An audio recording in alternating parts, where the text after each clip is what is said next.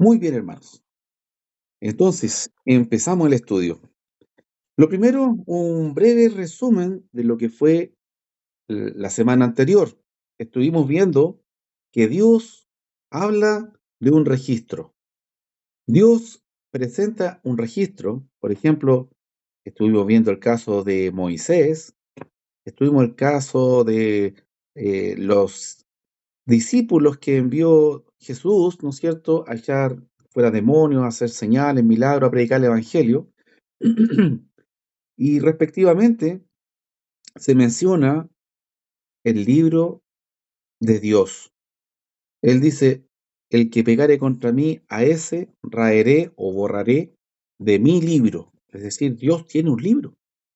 Y en ese libro Él puede escribir y Él puede borrar. Así como cuando nosotros, ¿no es cierto?, vamos anotando al que nos debe algo o vamos borrando al que ya no nos debe.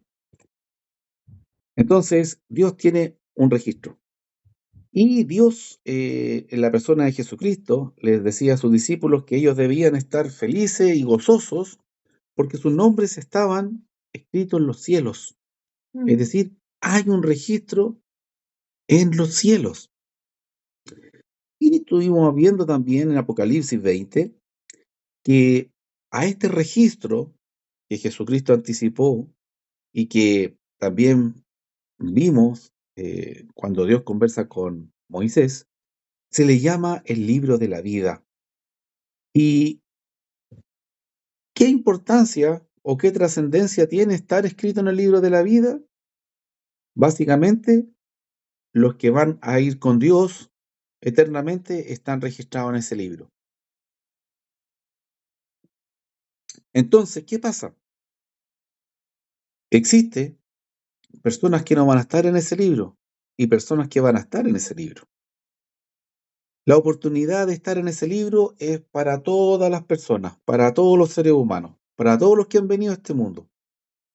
Entonces, el que no se haya escrito en ese libro, cuando el Señor lo llame y no esté ahí en la lista, va a ser 100% responsabilidad de la persona. Y eso fue más o menos, entre preguntas y comentarios, lo que estuvimos viendo la semana pasada. Y hoy vamos, también estuvimos comentando Mateo, me estaba saltando eso. Mateo 25 habla de que ese lago de fuego en el que van a ir aquellos que no están en el libro de la vida es el infierno, no es otra cosa, está hablando del infierno. Y el Señor dice que en el juicio final, en el juicio eterno, juicio de las naciones se le llama ahí en Mateo, van a haber, va a haber consecuencias para el diablo y sus ángeles. Dice que Dios creó el infierno para el diablo y sus ángeles. Él no creó el infierno para las personas. Es importante eso, porque hay denominaciones, no voy a decir cuál, que andan amenazando con el infierno. Así poco menos que, no es que Dios hizo el cielo y el infierno. El cielo para los que hacen su voluntad y el infierno para los que no le obedecen. No, no es así. Dios no creó el infierno para las personas que no hacen su voluntad. Dios creó el infierno para los demonios, para Satanás mismo, porque ellos se rebelaron estando delante de la presencia de Dios. Lamentablemente, las personas que no hagan la voluntad de Dios van a correr la misma suerte. Es decir, va a ser una consecuencia. Pero es importante hacer la diferencia de propósito. El propósito del infierno, entonces, es para el diablo y sus ángeles. Y ese sería ahí, sí, el resumen de lo que fue la semana pasada. Y hoy día tengo 3 pasajes para compartir con ustedes. Recuerden que el estudio interactivo, todos pueden preguntar, opinar, yo voy dando la oportunidad. Y miren, vamos a ir a Segunda de Corinto, capítulo 5. Segunda de Corinto, capítulo 5. ¿Qué nos dice el apóstol Pablo en la segunda carta de Corintios, capítulo 5. Y vamos a ir a los versículos. Vamos a ir a los versículos. Me gusta el 10, pero voy a ver si tengo que devolverme un poquito. Sí, ¿no? Podríamos ver el 10. Y obviamente, siempre la invitación, ¿no es cierto?, es a que ustedes puedan leer el capítulo entero, alargarse un poquito para atrás, un poquito para adelante, para entender mejor el contexto, ¿ya? Ah, yo voy a poner al hermano Esteban en silencio porque se escucha la interferencia, pero él puede abrir el micrófono cuando quiera, ¿ya, hermano? Entonces, 2 Corintios 5:10. Mire la revelación en la palabra. Dice, porque es necesario que todos nosotros compadezcamos ante el tribunal de Cristo, para que cada uno reciba según lo que haya hecho mientras estaba en el cuerpo, sea bueno o sea malo. Bien, aquí es importante entender de que en el capítulo 5 del versículo 1 hasta el anterior de este, Pablo está haciendo un llamado a vivir sabiamente, a vivir la vida que Dios nos enseña. La mejor vida que podemos vivir es la vida que Dios nos enseña. Y el versículo 10 es como la conclusión. En el versículo 10 dice, porque van a haber consecuencias de hacer la voluntad de Dios o no hacer la voluntad de Dios en este mundo. El tiempo, la vida, la salud para hacer la voluntad de Dios en este mundo es limitado. No sabemos cuánto. Pero sí sabemos que tenemos la oportunidad. Y lo que no tenemos que perder es la oportunidad. Muchas personas piensan en dar este paso ya cuando sean mayores, cuando sean viejitas, poco menos que cuando estén con un pie en el panteón. Lamentablemente no sabemos cuándo va a ser ese día. Hay personas que salen de la casa para nos vemos a la tarde y no se ven nunca más. Me ha tocado muy de cerca esos casos. Accidentes, eh, ya sea automovilísticos, de trabajo, etcétera. Personas que estaban pero impecables y de un momento a otro se fueron de este mundo. Personas que decían, no, eso es para más adelante. Aquí Pablo dice que no es para más adelante. Fíjese solamente en el versículo 9. Por tanto, procuramos también, o ausente o presente, serle agradable.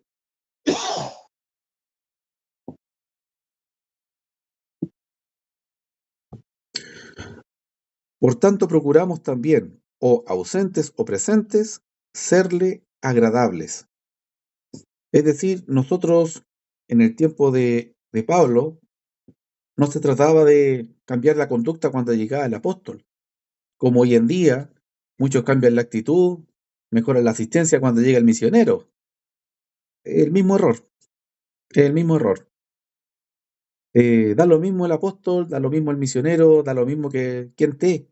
Nosotros procuramos día a día ser agradable a Dios, estando presente o no el apóstol, el misionero, etcétera. Nosotros sabemos que Dios es omnipresente. Eso es lo que nunca tenemos que perder el foco. Dios es omnipresente. Él siempre está. Entonces, si fuéramos literal y dijéramos, ya, yo voy a hacer la voluntad de Dios solo cuando Dios me está mirando, bueno, entonces va a tener que hacerla siempre, porque Dios está mirando siempre. Entonces, para rematar el versículo 10, fíjese que presentarse ante el tribunal de Cristo no es algo opcional, no es un grupo selecto. Dice que todas las personas, los que dicen que son ateos, yo no creo en los ateos, los que dicen que son de otra religión, etcétera, da lo mismo. Dios va a llamar a cada persona, independiente de su nivel intelectual, socioeconómico, cultural, da lo mismo. Para Dios, cada alma tiene el mismo valor.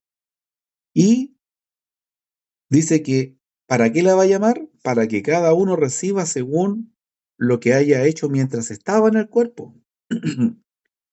Está hablando de esta vida.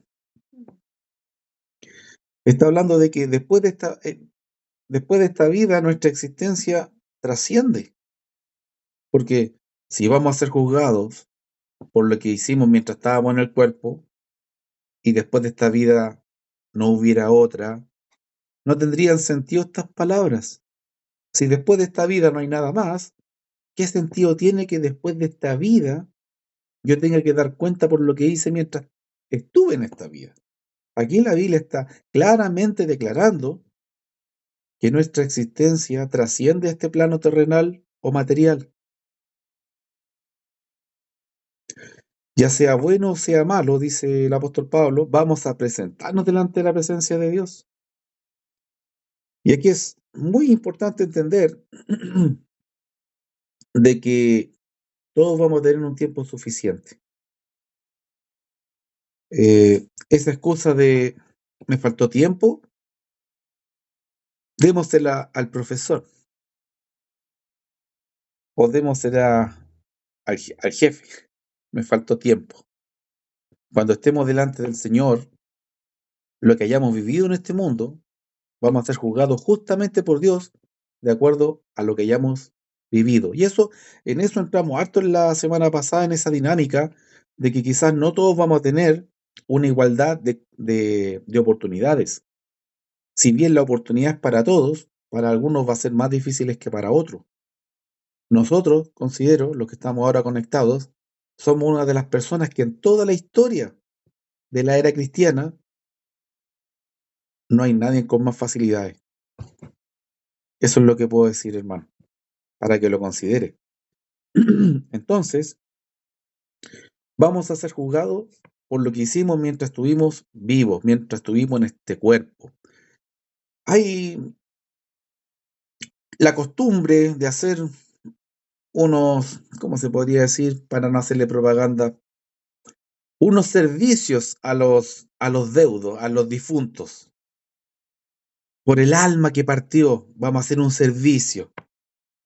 Eso, bíblicamente, es en base a este versículo. Si leemos el capítulo, es peor todavía, más rotundo lo que voy a decir.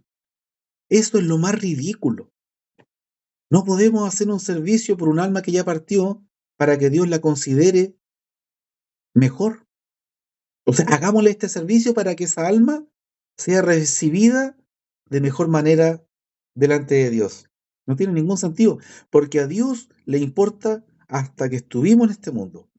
Un segundo después, da lo mismo. Entonces sí, es válido hacer un servicio para quizás, por ejemplo, honrar la memoria o agradecer a Dios mismo por aquella persona que puede haber sido un ser querido, un ser amado, etcétera. Pero yo estoy hablando exclusivamente de esos servicios que usted conoce, que son poco menos que para que Dios perdone a la persona que murió. Eso es ridículo. Es tan ridículo que se confirma en lo que vamos a ver a continuación, hermanos. Pero antes, ¿algún comentario, alguna pregunta, hermanitos? ¿Está todo clarito? Bueno, mejor. Entonces vamos a Hebreos capítulo 9. Esto confirma lo anterior, pero va a agregar un elemento importante. Hebreos 9. Y vamos a ir al versículo 27 y 28. Esos dos versículos son claves. Vamos a ir a la esencia misma de la idea.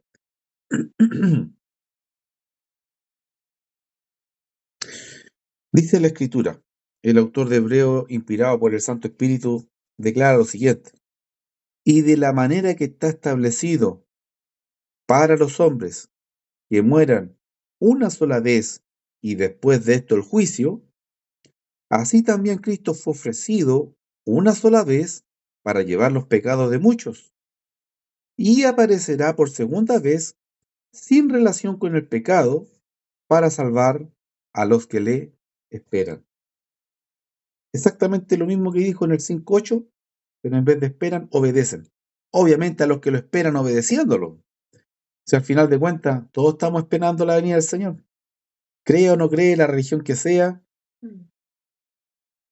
el universo mismo dice que está esperando la venida del Señor. El universo mismo. Mire lo que dice el 27. ¿Qué estableció Dios? ¿Que los hombres mueran solamente una vez? Entonces eso de que ya en la otra vida lo voy a hacer mejor, la reencarnación, eh, los multiversos, llámele como quiera, porque son teorías humanas y siempre van a haber ficciones humanas po, en el tema espiritual. Siempre van a haber fantasías que dan material quizás para una buena película, para ir a ver al cine, pero que no es la verdad. La verdad de Dios, la verdad que vemos aquí en la palabra de Él, es que, versículo 27, todas las personas mueren solamente una vez. Estamos hablando físicamente, porque claro, alguien puede recordar por ahí la muerte segunda, ese otro tema, eso es espiritual. La muerte segunda es la separación eterna de Dios. Aquí en este mundo, todas las personas que no han obedecido el Evangelio están separados mientras puedan o mientras quieran obedecer el Evangelio. Es decir, es una separación voluntaria. Las personas que están enemistadas con Dios en este mundo es porque quieren. Y quieren literalmente, según Juan 3, 21, 20 y 21. Usted puede leer desde el 16, que es el más conocido, sigue leyendo hasta el 21, y hay personas que no tienen ninguna intención de estar reconciliados con Dios por medio de Cristo. Punto, se acabó. Entonces, esta separación que es reversible, hermanos, en este mundo nosotros podemos revertir. El problema más grande que podemos tener es el pecado y es reversible. Entonces, en este mundo estamos viviendo, podemos, los que no han obedecido el Evangelio o los que lo obedecieron y no están perseverando, se puede estar separados de Dios por el pecado, pero es voluntario, es opcional. Pero partidos de este mundo, muriendo literalmente, sellamos nuestro destino eterno. Sellamos nuestro destino eterno. Ahí ya no es reversible.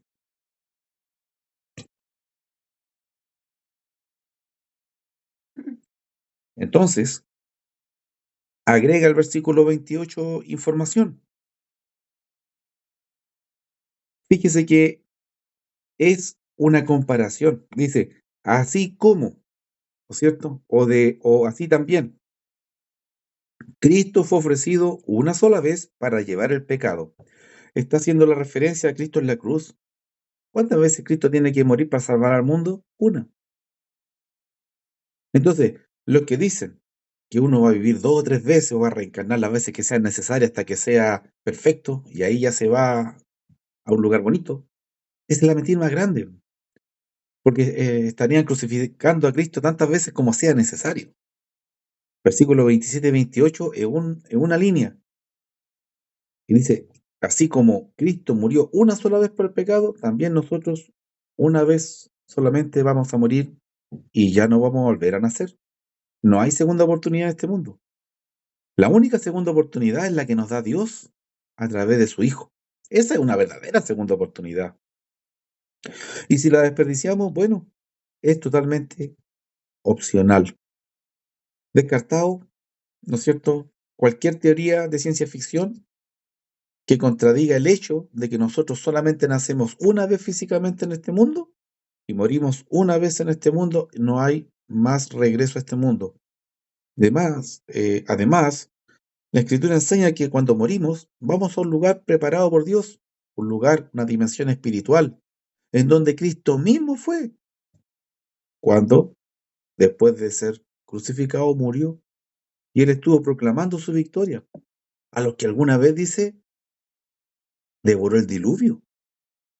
Ese lugar es el Hades, El Hades espiritual, porque está el Hades físico, que es la tumba, ¿no es cierto? Eso también lo estudiamos en su oportunidad con lujo de detalle, así que no me voy a desviar para allá. Sí. ¿Y algún comentario, pregunta, contienda? ¿Está quedando demasiado claro todo? ¿Estoy asustado o no se está entendiendo nada? Bueno, vamos a este último pasaje que tengo seleccionado. Lo demás va saliendo de acuerdo a las preguntas y comentarios, hermanos. Vamos a ir a Romanos capítulo 2. Romanos capítulo 2. Y yo quiero llegar al 10, 11, pero vamos a leer desde el 5. Vamos a leer desde el 5. Romanos capítulo 2, versículos 5 al 11. ¿Qué dice la palabra? Pero tú, perdón, pero por tu dureza y por tu corazón no arrepentido, atesoras para ti mismo ira para el día de la ira y de la revelación del justo juicio de Dios, el cual pagará a cada uno conforme a sus obras. Fíjese, explícito. Hay personas que creen y hay personas que no creen en el juicio final, en el juicio de Dios, en el juicio eterno o en el gran juicio. Hay personas que no creen en el juicio divino. Bueno, da lo mismo. La salvación es por fe, el juicio no. ¿Se entendió, verdad? La salvación es por fe. Entonces, si yo no creo, no me voy a salvar. Si yo creo, una fe obediente, me voy a salvar. Pero el juicio, como lo vimos, ¿no es cierto?, anteriormente en 2 Corintios 5:10, aquí también, y en muchos otros pasajes también, no es para los que creen, es para todos. Allá, por ejemplo, podríamos ir de nuevo a Apocalipsis 20, pero ya pasamos por ahí. El juicio delante del trono, todas las naciones, dice, jóvenes, viejos, adultos, todos, hombres, mujeres, todo. Todas las personas. No se va a escapar una sola persona del juicio. Y aquí declara lo mismo, pero advierte que las personas duras de corazón, las personas que no se arrepientan, solamente acumulan ira para el día de la ira. Y estamos hablando de la ira divina. Y el juicio de Dios va a ser justo. Pensemos en eso. El juicio de Dios va a ser justo. Mire, yo la otra vez tenía una conversación con una persona que entendía re mal. No sé si le aclaré la película, pero al fin, el que quiera entender mal algo, se va a esforzar. El que busca la verdad, Dios le va a revelar. Entonces, nosotros sabemos que Dios es amor y también Dios es justo. Entonces, ¿en qué Dios podemos decir que Dios es amor? En que envió a su Hijo, en que nos da la oportunidad de arrepentirnos, en que envía su Santo Espíritu a morar en nosotros para guiarnos. Es decir, Dios derrama su amor y su misericordia durante toda nuestra vida. Si hasta el delincuente que se levanta a robar, el Señor le da salud. Le pone a una y otra persona que le hablen en el camino. El que muera pecando y viviendo para pecar, nunca va a poder decir, nadie me habló, porque Dios es a los que más le pone personas para que le hablen. Y también a esos que creen que son buenos y no necesitan a Dios. También son a los que más se le atraviesa alguien hablándole de Dios. Los tiene hasta aquí. O sea, la misericordia y el amor de Dios se derraman toda nuestra existencia en este mundo. Amén. Partiendo de este mundo, lo único que queda es la justicia de Dios. ¿Se imagina lo hiciera al revés Dios?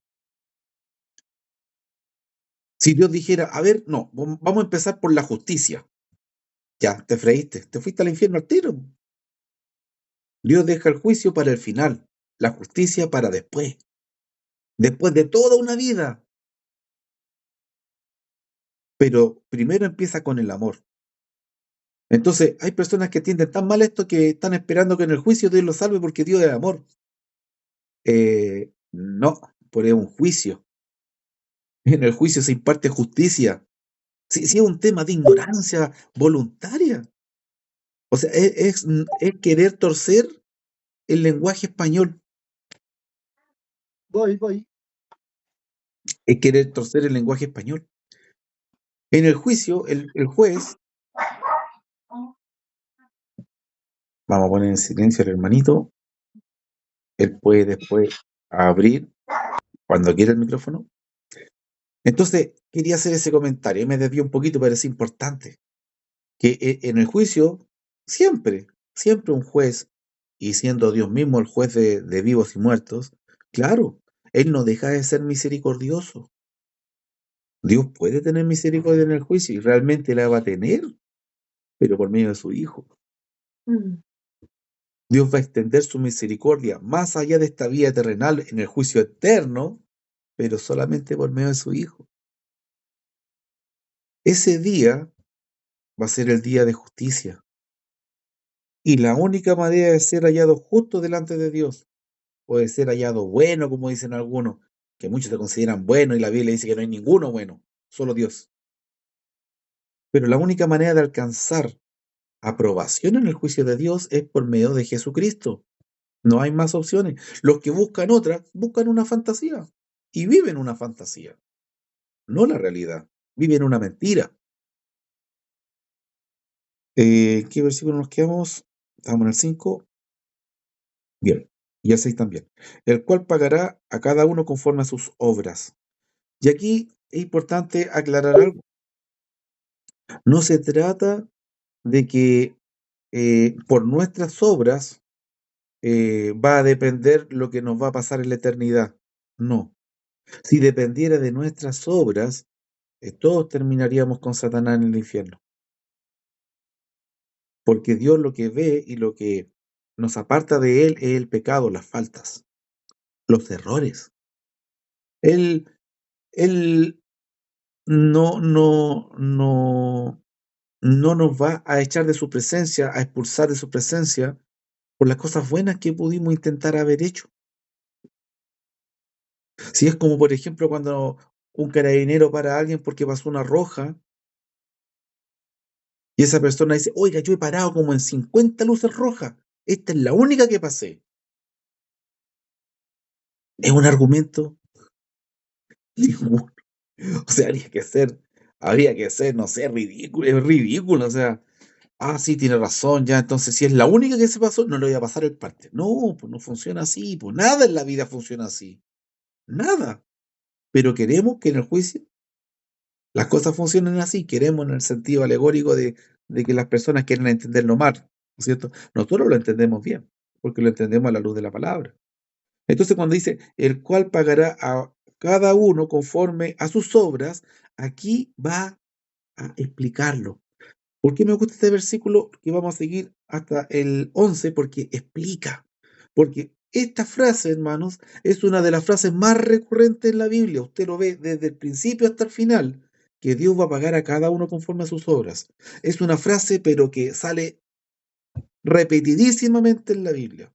No sé cuántas veces, pero me he encontrado en todos los libros de la Biblia con esta frase. Pero aquí Pablo lo explica. Y eso es lo que me gusta. Y aquí Pablo lo explica. ¿Qué significa esto de que Dios va a pagar a cada uno conforme a sus obras? Veamos, versículo 7. Dice, vida eterna a los que perseverando en bien hacer buscan gloria y honra e inmortalidad. Ahí está. Ahí está. O sea, si usted no lo puede deducir, se lo digo yo, los que buscan a Dios.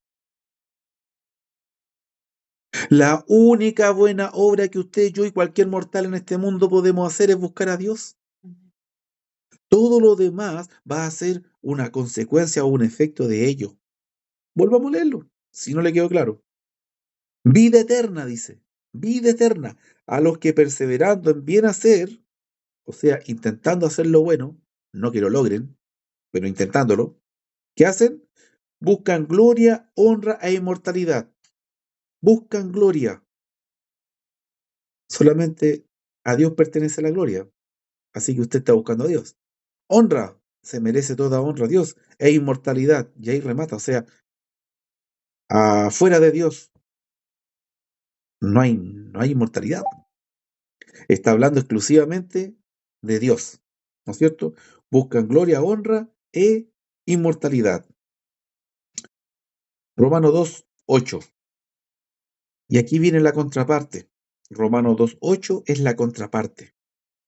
Pero ira y enojo a los que son contenciosos y no obedecen a la verdad, sino que obedecen a la injusticia. Fíjese, la contraparte. Versículo 7, buscan a Dios. Versículo 8, desobedecen a Dios. Entonces, cuando dice que va a pagar conforme a sus obras, las únicas dos obras que podemos hacer, bíblicamente hablando, es buscar a Dios o ignorar a Dios. Porque buscar o ignorar a Dios son dos obras opuestas. No podemos ir por el camino, ahí por la línea central. No hay un intermedio neutro. O estamos buscando a Dios o estamos ignorando a Dios. ¿Ya? Y los que busquen a Dios van a recibir vida eterna, dice el versículo 7. Pero los que no obedecen a la verdad, ¿y qué es la verdad? Lo que sale de la boca de Dios, en pocas palabras. Podemos incluso decir el evangelio de salvación, pero en términos generales es la voluntad de Dios. La verdad es lo que sale de la boca de Dios. Y para ellos está prometida, asegurada, la ira y el enojo a todos los que son contenciosos, a los que obedecen la injusticia. Las personas que no temen a Dios son egoístas, le importa un comino el mal del otro. Si ellos para salvarse de morir ahogados tienen que ponerse encima de otro, lo hacen. Pocas palabras. Así es el mundo, totalmente indolente. Y alarga un poquito la lista, dice, tribulación y angustia sobre todo ser humano que hace lo malo. El judío primeramente y también el griego. Y nuevamente extiende la idea del versículo 7, la refuerza. Pero gloria y honra y paz a todo el que hace lo bueno, al judío primeramente y también al griego. Y en el 11 termina realmente la idea, porque no hay acepción de personas para con Dios. Da lo mismo judío o griego en pocas palabras, lo importante es si buscamos o no buscamos a Dios. En el versículo 10 está prometida la gloria, honra y paz para todo el que hace lo bueno. Y lo único bueno que uno puede hacer, según el versículo 7, es buscar hacer la voluntad de Dios. Vamos a dejar el video hasta aquí